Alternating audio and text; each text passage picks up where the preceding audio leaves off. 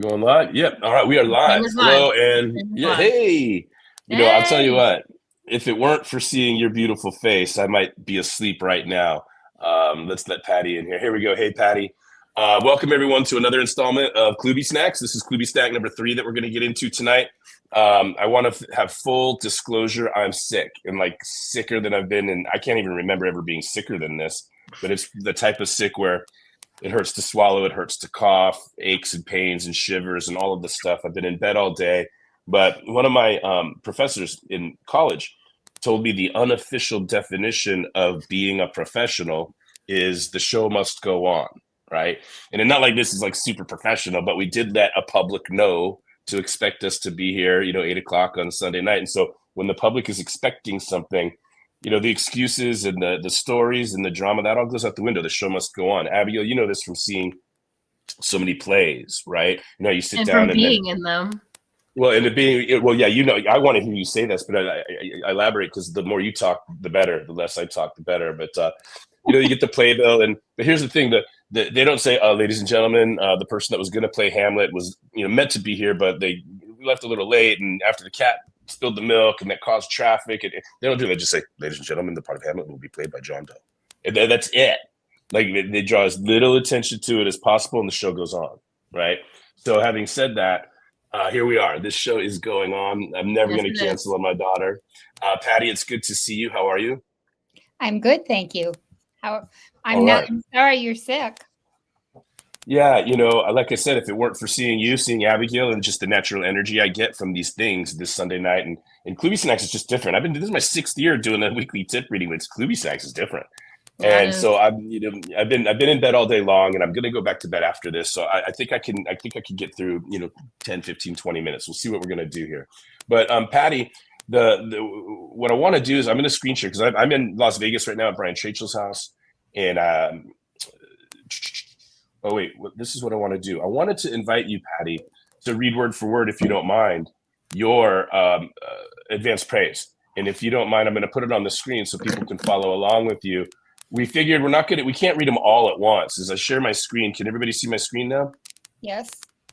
Yeah, as I share the screen, what we'll see here is that we got a lot of advanced praise, and we can't like in any one session read all of this word for word. But like Abigail figured out last week, over the course of the year, every 3 weeks or so, we could read one of these. And it's wonderful that you're here to actually read yours instead of us reading yours, right? One of us reading yours. So, Patty, why don't you go ahead and get us started off, and I'll put this on the board for people to follow along here. Go ahead, kick us off, get us going.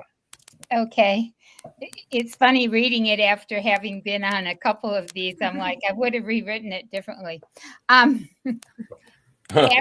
Kubek emerges as a delightful force of personality in this book, co-authored with her father, Coach Jeff Kubek. Hashtag Klooby Snacks are bite-sized sentences of motivation. Curated by Coach Jeffrey and now paired with Abby's reflections, their impact and influence are deepened and developed. Any parent, especially those about to become an empty nester, or any child about to leave home, may find this book interesting as it details the relationship between a loving father and his daughter as they grow and learn, especially by writing a book together. Yet anyone can find inspiration and motivation in this project from one Klooby Snack or from all 52 of them. No crumbs left behind. All right. Well, thank you for that, Patty, and for all of the support that you've always given. And what I want to say now is that we're in it's Klooby Snack number 3 tonight. We're in the first baker's dozen, loving flavored Klooby Snacks. And let me kick it over to you, Abigail. You have I breezed right over it, but let me come back to it. From being in shows, right? Talk about that. The show must go on. Elaborate on that. Your approach to the professionalism when things happen. Talk to me about how you handle that. There was a show I did recently. I was recently in Wizard of Oz, which I talk about in the book. And normally our shows are divided by 2 people. So like I get half the shows, and whoever my counterpart gets also the other half of the shows. But for this one, I had all of the shows, and this was after doing every 6-hour rehearsal, all of the shows, everything. and I'm just exhausted. My voice is like gone, and there's no, after all the weeks, the months of preparation and time putting that's put into learning lines and learning the blocking and everything, there's no really backing out. It's like, oh, you put all this effort into it, so like no matter what happens during the shows, like you have to continue. And with this book, we put so much effort into it. It's like with shows, it's like the learning lines and you're learning your blocking and getting your choreography down. But with this, it was all those nights spent at the dinner table, all the nights, like all of the Zoom calls we've done, getting everything ready. So it's like it's all kind of not led up to this, but this is part of it. And it's no, just get us being sick. I'm sick too. I'm really congested. I'm not as bad as him, but we don't just get to, we won't do it. It's a commitment we make. Like when we're in a show, we sign our like contract, our casting contract, we sign the contract. And it's like with this too, we committed to it. So we're doing it. Yeah, so that's wonderful because like there's a lot of people that would just, no offense to anybody out there, but there's a lot of people that look for any reason to get out of something. The wind blew in the wrong direction, I got to cancel, right? But like, and by the way, as context, I officiated a wedding Friday night. I was at a conference all day yesterday to support my co-author for my 7th book coming up. And I'll talk about that one of these weeks ahead of us. And so like, there's just like, I don't want to be that guy that says I'm sick, I can't, when somebody's expecting something from me. Like I'll take the hit, I'll brave the elements, I'll suffer through it, and I'll find a way, mind over matter, and then I'll find time to rest on the back end. So I'm really thrilled that I've got this time to rest. Brian Church is always so wonderful letting me have access to his house here in Las Vegas. And I'm going to go back to bed after our session tonight. But don't make me laugh, Abigail. It hurts when I cough. But I love you so much. And let's get into it, right? We're in. Let me go ahead and put this out there. I'm going to roll the ticker across the bottom. We always want to be grateful to all of the people that have helped us along the way, from cover design to editing to interior design and all of the advanced praise. So that's scrolling through. But again, we are in loving flavored Klooby Snacks. And the very first Klooby Snack that we had in this section was when you have to keep it all together, love is the best adhesive. And it's interesting, Patty, from the integrity game, the 10-point model, but if you can imagine the shoelaces are love. That the shoelaces are the adhesive that keep the points together. So I always think about our willingness to be vulnerable is what keeps it all together, our willingness to work through things together. And Klooby Snack number 2 last week, it's funny, Abigail, isn't it? Like this is like the heaviest, I think the heaviest, emotionally heaviest Klooby Snack of all. And it was just interesting that it was right up front in the book. We didn't mess with the order. It was organic, but I will always love you more than I'll ever miss you. This was a really great conversation we had last week where you can interpret it on the positive or the negative. And I was vulnerable in sharing that. When I came up with the Klooby Snack, I was focused on the miss you part. Like I have to miss you. I got to do that. That's the only way left to love you is to miss you. But now in working on this project with you, Abigail, we really just focused on the love part, and I love what you had to say about that. And so that brings us to, hello, Charlie, I see you. Welcome, young man. And so that brings us to Klooby Snack number 3. Yeah, Charlie, if you're just joining us a little late, I just got a full disclosure. This is going to be a brief session tonight because I'm terribly, terribly, terribly sick. Not sick enough to cancel, but sick enough to cut it as short as I can and get back into the bed. But having said all of that, let me go ahead and I'm going to screen share again because I don't even have the copy of the book with me. And I don't have a whole lot to read anyway. It's kind of fun that way. But here, we're loving flavored. And so if you could see, you guys can see my screen now? Yes, we can. Okay, so here we go. Are you ready? Klooby Snack number 3. Here we go. If it were up to me, it would be called Profrontation. Go ahead, Abby. Okay. People tend to fear confrontation. I know that I personally do. Avoiding confrontation allows you to be ignorant, dancing around any issues or problems. People say that ignorance is bliss, excusing their avoidance of confrontation, but ignorance is not truly bliss. Despite having the word con embedded in it, confrontation is a positive thing. Though the confrontation itself may be uncomfortable or difficult to navigate, only good things can come from confrontation. Confrontation is a necessary ingredient in the recipe for change. If one person has an issue with the behavior of another person but chooses to stay silent about their feelings, the other person will never change. Both parties must be aware of the issue in order for the issue to truly be resolved. Without speaking out, calling someone out, or having a conversation about your feelings on a matter, your feelings will only build up, causing further resentment, discomfort, or anger. In confrontational situations, I do still feel uncomfortable. I do still dread confrontation, and in some cases, I do my best to avoid it. That discomfort is necessary, and avoiding confrontation will cause problems to reside. Confrontation is not a con, but rather an opportunity to change, communicate, and grow. confrontation is truly profrontation. Profrontation. Profront, yes, you got to say it a couple times to get the rhythm. Profrontation. Yeah, so well done, Abigail. I mean, super mature as always. And like, there's a saying that I didn't come up with, but the only way out is through. And there's a lot of times in my life where people say, "Oh, do we have to talk about? Oh, you're beating a dead horse. Why you got to bring that up again?" Because it's not resolved. That's why. Right? I'm bringing it up because it's not resolved, and I'm going to keep bringing it up until it is resolved. Until I realize that you're not worth resolving it with if you're not willing to have the confrontation or the conversation, right? But as we discussed later on, accountability will feel like an attack when we're not ready to be responsible, etc. Now, Patty, I want to ask you to step up here as like kind of like our featured guest this week, right? Because I mean, I want you to tell the story if you recall it. Like I came up with this Klooby Snack in a session with you, whether I don't know if it was mentoring or if it was a regular coaching session, but can you talk about when this give some context? I think it was I was talking with you about a client that I was coaching, and we kind of had this discussion about confrontation, and I don't know which one of us came up with the whole concept of profrontation. However, I've been thinking about this snack because I read ahead. By the way, Patty, it was me. Okay. Yeah, I bet not. Anyway, it doesn't really matter. But what I was thinking about in terms of friendship, I can remember having discussions with friends, kind of butting head. And the ones that were able to get through, like you said, if we can get through it, it really made a much deeper, better friendship. And I think that, as Abby says, that it really is an opportunity to change, whether you call it confrontation or profrontation. Yeah, and it's interesting because pros and cons, right? We were led to believe pro is positive and con is negative. And I don't know if it's that alone or just the uncomfortable nature of confrontation. But uncomfortable doesn't mean illegal. Uncomfortable doesn't mean poisonous. Uncomfortable doesn't mean deadly. Do you know what I'm saying? It's just, it's not fun. But to me, consider the alternative, resentment building up and, right. Unresolved issues, etc. Charlie, let me ask you, thank you for joining us tonight. Charlie, what have you to say about this play on words for this Klooby Snack of getting the negative connotation of con out of the value of confronting?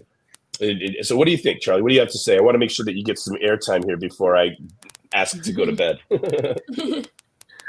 Good evening to you guys. It's 6 a.m. my side. Coach Jeff, when you have a problem or something that doesn't have you comfortable with what someone said, what someone did, I believe the best is to deal with it right now. Where it becomes a confrontation, I find most of the time is when it has been left to fester, for a better word, you don't deal with it when you are not feeling comfortable. Then you leave it for 2-3 days. And then when you address it, the communication barrier immediately comes up. And that is when I believe it becomes a confrontation. But I like the play of words of profrontation instead of confrontation. Is like, con sounds a little bit Well, yeah. And then also, thank you, Charlie. And in the context of, Patty, in coaching, if we're being paid to coach somebody and we can't confront them on their BS, we don't deserve to be paid, if accountability is one of the things. So a lot of, when I'm doing my coaches training, when I'm training coaches or mentoring coaches, I let them know that if you're too worried about upsetting your client that you can't call them on their stuff. So what if they fire you? Oh, I need the money, I need the income. I can't lose a client. Well, then you're out of integrity if you can't do what they hired you to do, right? So it's a really key component of accountability coaching is that you have to say what needs to be said, and you have to brave the elements. And And that's why, in terms of practice building sales and marketing, you got to build such a pipeline and have such a pipeline of possible clients and a book of business and prospects that you're not worried about losing any one client. So you can do what you're supposed to do, which is hold up the mirror and confront them on their story, their BS, their patterns, their habits, the toxicity, the excuses, the smoke and mirrors, and all of that stuff, right? So, Abby, let me come back to you. Yes. And my question for you is this is going to be interesting because now here we are. You probably wrote this snack, your response to the snack 2 months ago. October, November, early November. Remember Thanksgiving break? Yeah. So in reading what you shared tonight, do you feel the same? Do you have any new thoughts? Has anything changed? I think it's going to be interesting as we grow. Yeah, to see the different perspectives that you might embrace or how things might evolve. But is there any difference between what you wrote today then and how you feel now? I don't really necessarily have. Well, I think that there actually can be certain cons to confrontation when it comes to approach. Yeah. Because sometimes we're like you're trying to address a problem, and it's necessary to address a problem, but the wrong approach can kind of divert from your purpose or your intent. Guilty. Yeah, because with us, throughout all of my childhood, growing up, my teen years, everything, like you're always the parent to confront issues, and sometimes like I fully understand what you're saying. I'm like, okay, like yes, I'm wrong, but whatever. But I understand, but like sometimes it's just like the way that the conversation happens, or just there's something about like the delivery that's wrong that then kind of also slows down from any like progress being made from the conversation or the conversation. So I think that although conversation, it leads to change and growth and better relationships, I think that a big part of the conversation is the delivery and the like all of that stuff. Because that could like the delivery draws a line between the change or being stuck in the same habits. Yeah, to your point, the point that you're bringing up is the only thing that I would push back onto what Charlie said. There's a lot of merit to what Charlie says, like address it now, don't let it fester. But if there's a trigger, if there's an upset around what needs to be resolved, then it might be better to breathe and ask some deep questions and take a moment and say, hey, what's the right way to approach this, right? Yeah.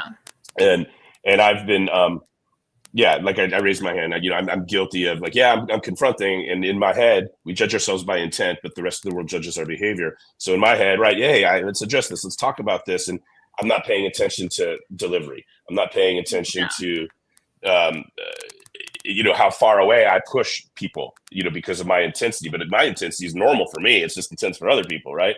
So I've got, I think I've grown a lot in that area, but I've got a lot more work to do, of course. And you're helping quite a bit, Abigail. I know. So yeah. So let me go ahead and get into it. I feel complete. I feel that this has been a really good session, a good brief conversation, and I feel comfortable initiating last call. Anybody else have anything to say before I get to bed? No, just feel better sooner. Go ahead, Charlie.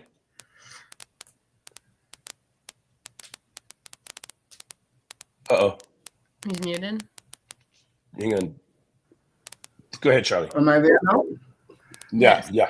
As Abby had said, it is the manner, number one, but then we also need to pay attention to who it is, what the situation is, and as you had mentioned, if it were a client that is paying you, different situation. If it is a friend, what is the level of this upset that they have caused?